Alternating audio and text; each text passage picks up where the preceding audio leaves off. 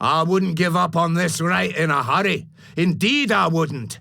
It allows you to keep your friends close and your enemies closer. Take Oberon and I, for instance. Enemy and friend. Isn't that so, Commander? This is outrageous.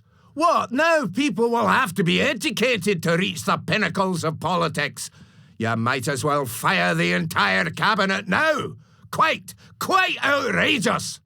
Good show, Commander. Better to have the devils you know in all the right spots than the devils you don't.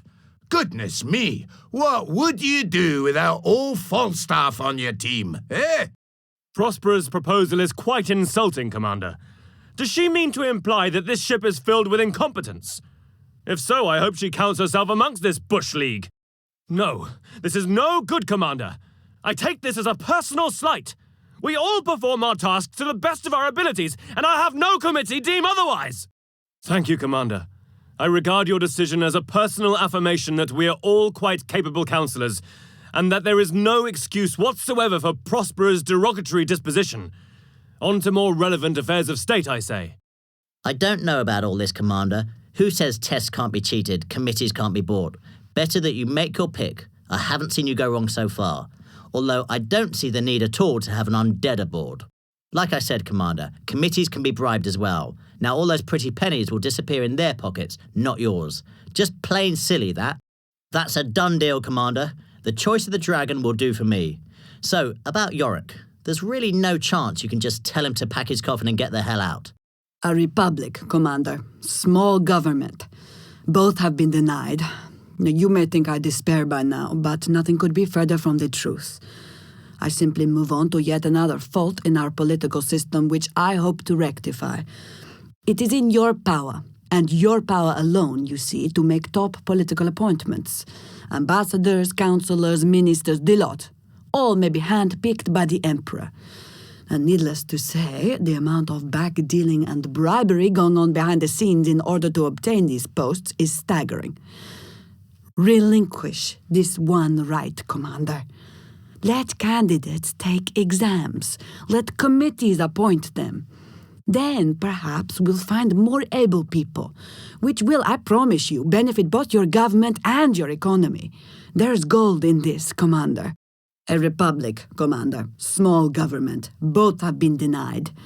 You may think I despair by now, but nothing could be further from the truth. I simply move on to yet another fault in our political system which I hope to rectify. It is in your power, and your power alone, you see, to make top political appointments. Ambassadors, councillors, ministers, the lot. All may be handpicked by the Emperor. Needless to say, the amount of back-dealing and bribery going on behind the scenes in order to obtain these posts is staggering. Relinquish this one right, Commander. Let candidates take exams. Let committees appoint them. Then perhaps we'll find more able people, which will, I promise you, benefit both your government and your economy. There is gold in this, Commander. Thank you, Commander. I do regard this as a little victory for lizard diplomacy, you know. The right man for the job, or the right woman, as it may be, will avail your political and mercantile enterprises much more than a man merely made of money, not know-how. Let me readdress, Commander, the problem with political appointments. It is in your power, and your power alone, you see, to make them. Ambassadors, councillors, ministers, the lot. And needless to say, the amount of back-dealing and bribery going on behind the scenes in order to obtain these posts is staggering. Relinquish this one right, Commander. Let candidates take exams. Let committees appoint them. Then perhaps we'll find more able people, which will, I promise you, benefit both your government and your economy. There's gold in this, Commander. Typical. Once again, government is exposed for what it really is. An old boys club run by old boys for old boys. How I came to be here is a mystery, as I, for one, am decidedly no old boy, which is why most probably I am frustrated at every turn. Once again, Prospera is in dire breach of the gods' divine order, Commander. The Emperor is the seventh supreme secular representative on this earth. Those you appoint are therefore of their sacred choosing. No other mortal may interfere. You are relinquishing a divine right, Commander, and thereby you slight the Seven. Never mind Oberon's hurt pride. This is a far more serious transgression. You have a scepter and a crown, Commander, instruments of divine will. I rejoice to see you take them seriously. The world will be ruled by those of the dragon's choosing, for he himself was chosen by the Seven. Commander, if you're going to go about asking the common folk for their opinion on matters of state, we'll end up with clowns in the courtroom, candy dispensers instead of taxmen, and the total collapse of a workable government before you can say free gilded carriages for everyone is actually not a very good idea. Referendum? Rubbish. Well then, as for the clowns in the throne room, there's one already, for you're making a fool of yourself, Commander. People might vote pro all this democracy rot. Then where will you be? Right you are, Commander. Long live the Emperor. We all said it on our first day aboard the Raven, and I, for one, am not loath to repeat it still. Even though we elves do think people are basically equal to one another, we nevertheless have a deep reverence for the age-old noble bloodlines from which the greatest of our kin descend without fail. And look at nature. Bees have a queen, do they not? No republic there. No, I don't think this referendum should be held. My opinion is that you'll come to regret this decision, Commander. Let us await the results. But because of the very way Prospero's question is phrased, I think I can predict the outcome. Very good, Commander. Let the bees have their queen, the wolves their leader of the pack. We elves, dwarves, lizards, imps, undead and humans will settle for a dragon on the throne. Imps are notoriously fickle, Commander. We change our minds each time the wind changes direction. No, best to have one leader to decide what's what. You're not doing too bad a job, so why hold a referendum about resignation, eh? Bloody hell, I hope you know what you're doing, Commander. My answer will read despotic, but I wonder how many more of those there will be. Glad you're sticking with it, Commander. I know I wouldn't hold no rotten referenda if I were Emperor. Bloody Lizard would have lost her head for merely suggesting it. Commander, we the lizards think that even though you fight to attain peace, strife is inevitable as long as monarchs occupy the throne. Sooner or later, they become dictatorial and go to war on a whim. Our end goal is to make Rivlon a republic. But first, we want to see if the majority of all the civilized races truly wants this. Which is why I'm asking for your permission to hold a referendum. Do you want a government that is despotic or democratic in nature? That is the question we shall ask. Commander, we the lizards think that even though you fight to attain peace, strife is inevitable as long as monarchs occupy the throne. Sooner or later, they become dictatorial and go to war on a whim. Our end goal is to make Rivlon a republic. But first, we want to see if the majority of all the civilized races truly wants this, which is why I am asking for your permission to hold a referendum. Do you want a government that is despotic or democratic in nature? That is the question we shall ask. This is but a first step, Commander, and though you can still dismiss the referendum's findings if they prove to be not of your liking, I thank you for allowing us to go ahead nonetheless. Very few monarchs would have done so. Your immediate refusal illustrates quite clearly that you are both afraid of what the majority's answer to our question might be, and that you are quite determined to be a totalitarian ruler once the throne is yours. In that case, the peace you may well win is doomed to be short-lived. You have written the future, Commander, and it consists of but one word: war. All this talk about a republic is criminal, Commander. It would upset the gods' divine order. Deny the lizard. Deny her firmly. You are giving the populace a chance to corrupt itself, Commander. The divine order is at stake. 7 protect us. Good of you, Commander. People are so easily persuaded, so easily confused. They might well have opted for the vile, godless option that is democracy. 7 forbid. I warned you, Commander, but did you listen? No. Now that psycho of a Prosperer is actually asking for elections, and elections are a can that has the word worms written all over it in great big flashing letters. Do not open the can, Commander. Off comes the lid. Creepy crawlies everywhere. For believe me, Commander, it will indeed be creeps that come crawling in, and one of them will assume the title of President. What will you do if you don't win, and some beet farmer starts to run the war? Dear Lord, we'll be done for. Yes, very well done. Keep the can closed, and toss it into the ocean where no one can find it again. Elections indeed. Let the very word be stricken from our dictionaries.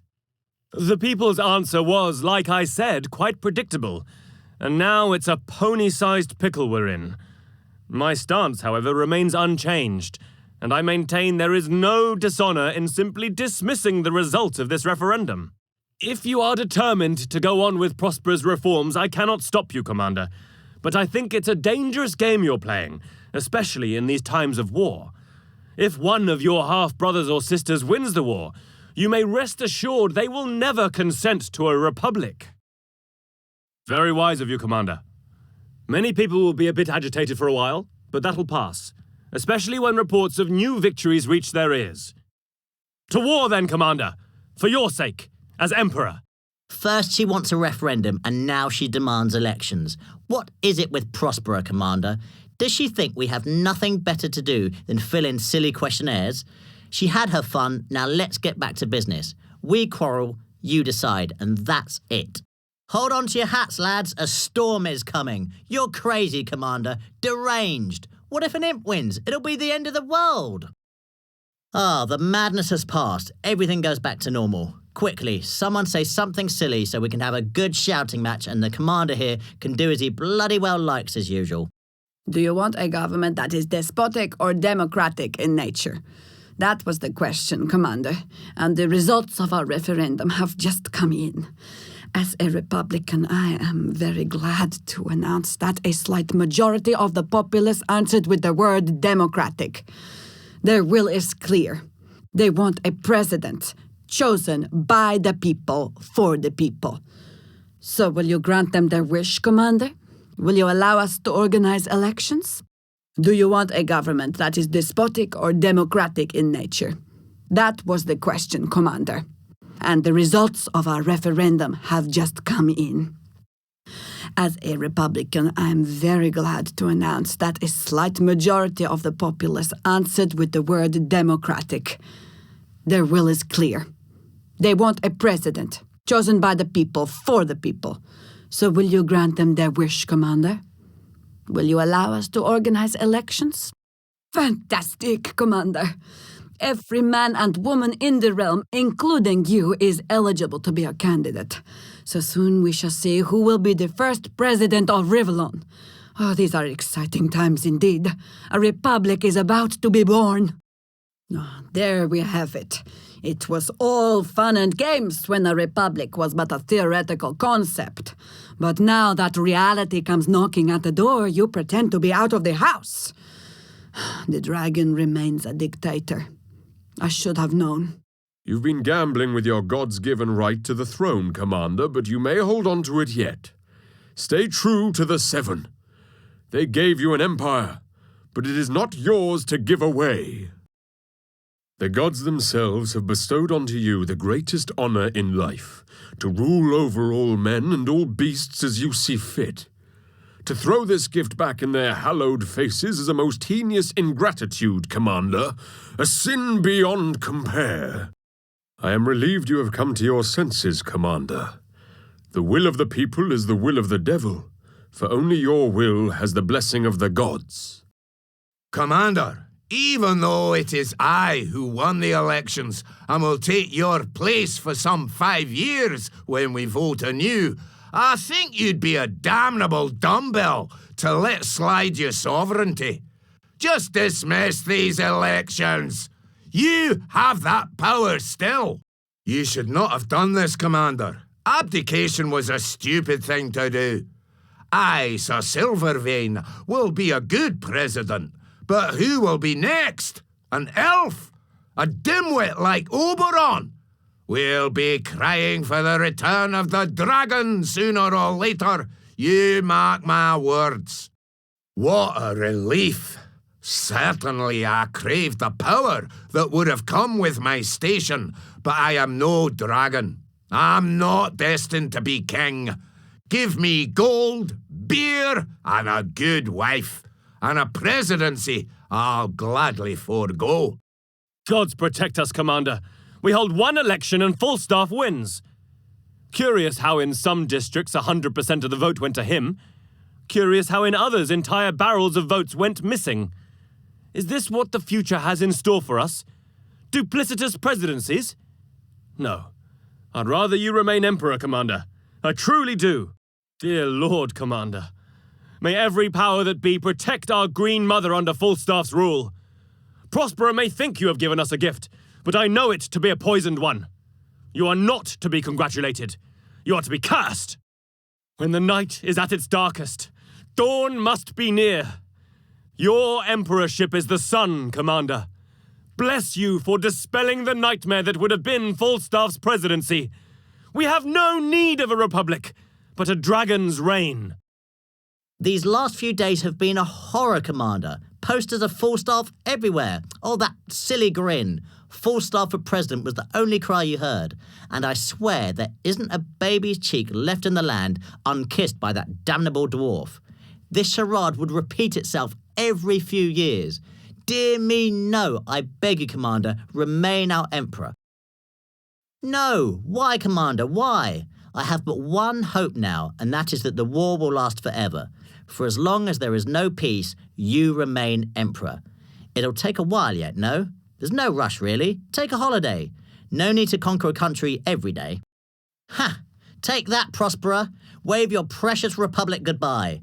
We'll have us a dragon and no one else. Welcome back, Commander. And don't you ever give us a scare like that again. The elections you so graciously allowed us to organize are over, Commander. Rivlon will have its first president. And he is in this very room right now. None other than Sir Falstaff Silvervein. The republic we lizards have so long sought to create is about to become a reality. There now remains but the matter of your formal abdication. I trust you will do so, Commander. I trust you will hereby renounce all your sovereign claims and step down as monarch. The elections you so graciously allowed us to organize are over, Commander. Rivlon will have its first president, and he is in this very room right now. None other than Sir Falstaff Silvervein. The republic we lizards have so long sought to create is about to become a reality. There now remains but the matter of your formal abdication. I trust you will do so, Commander. I trust you will hereby renounce all your sovereign claims and step down as monarch. You, dear dragon, are a truly great man, for you have brought democracy to Rivlon. Still, we all agree that until the war is actually won, you should remain our commander. Nothing will change until then. But in peace, we will have our republic. A republic. Allow me to add that no lizard has ever had a greater hero than you. Liberty and reason. You have given us both. After all this, after allowing the people to choose our nation's destiny, you refuse? This is unconstitutional, unconscionable, unimaginable. We came so close. We could have had a republic. Curse you, Commander! Curse your despotic soul! The road to redemption is paved with prayer, Commander, and you are in need of redemption indeed. So pray, and therein find enlightenment. It is not too late. Take back the throne and wear the crown the seven have seen fit to put upon your head. You have neither respect nor love for the seven, Commander. That much is clear. Take note when you bow before the dwarf when he occupies your throne, for when the time comes, you'll be made to bow before the devil in like fashion. Divine enlightenment at last. You are the gods' conduit on earth, Commander, never forget.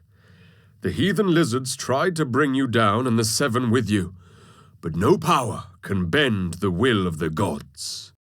Your father created those laws for a very good reason, Commander.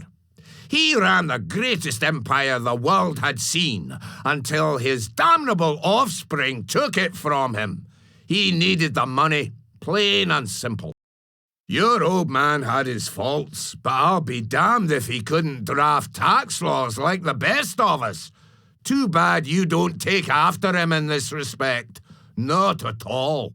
Smart move, Commander. Why would you undo tax laws anyway? It's like throwing money down a wishing well and wishing you'll get no wish.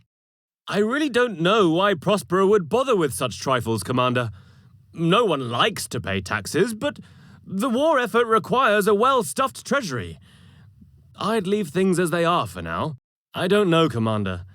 To undo your father's legislative legacy seems somehow decidedly disrespectful to me.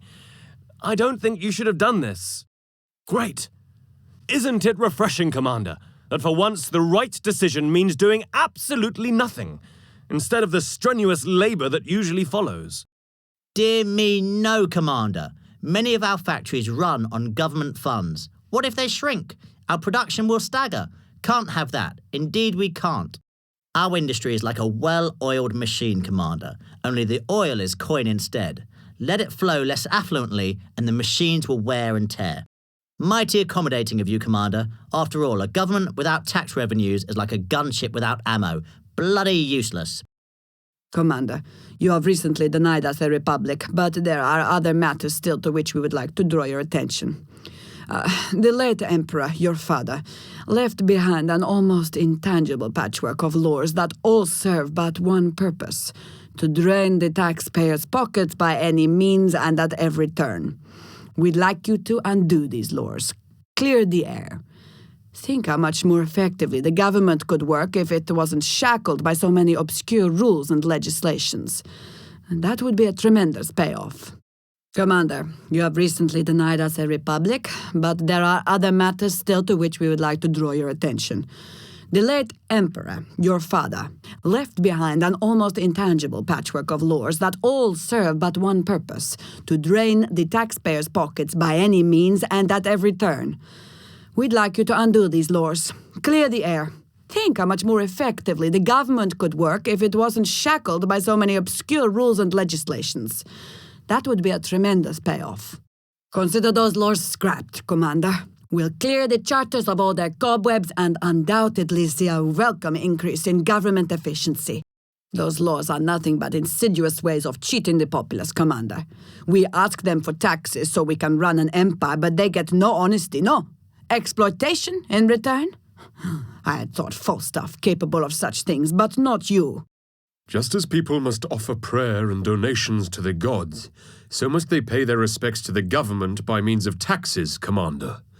Prospero's proposal is therefore both uncivil and sacrilegious. Only a fool does not accept what is coming to him by right. The gods are no fools, Commander. You, on the other hand, leave it to the lizards to come up with proposals that offend both secular and divine powers. Praise the seven, we have the dragon to set them straight.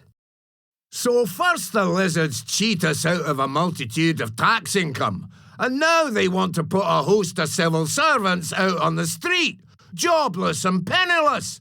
This is getting out of hand, Commander. A small government is capable of small matters only, Commander. Letting go of all these clerks is like shooting yourself in the foot.